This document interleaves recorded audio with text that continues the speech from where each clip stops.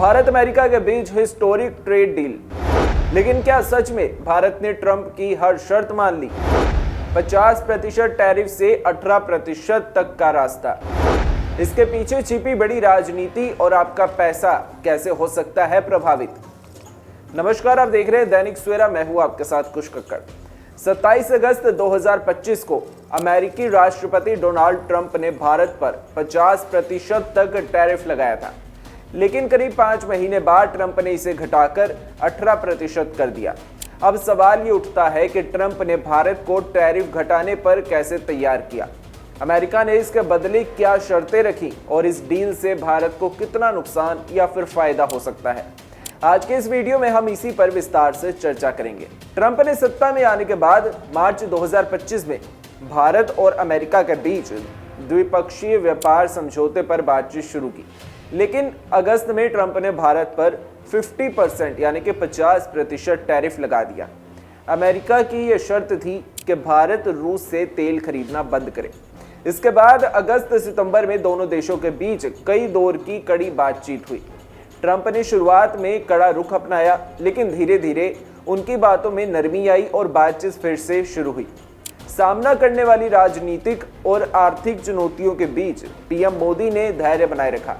SCO summit और अन्य द्विपक्षीय बैठकों के बाद ट्रंप ने 2 फरवरी 2026 को भारत के साथ फोन पर बातचीत में ऐलान किया कि अमेरिका तत्काल प्रभाव से टैरिफ घटा देगा।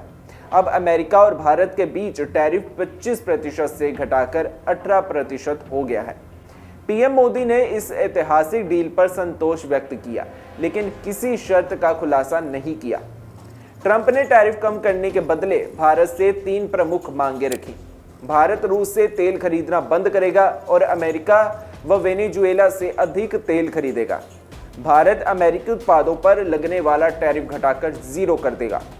भारत अमेरिका से करीब $500 बिलियन यानी तकरीबन 45 लाख करोड़ रुपए के सामान खरीदेगा, जिसमें टेक्नोलॉजी, कृषि उत्पाद, ऊर्जा और अन्य चीजें शामिल हैं। हालांकि भारत ने अभी किसी शर्त को औपचारिक रूप से स्वीकार नहीं किया है।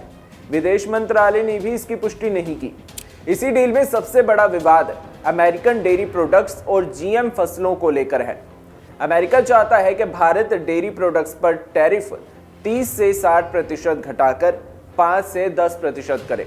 वहीं भारत में अधिकांश लोग इसे धार्मिक कारणों और खाद्य सुरक्षा मानकों के चलते स्वीकार नहीं करते।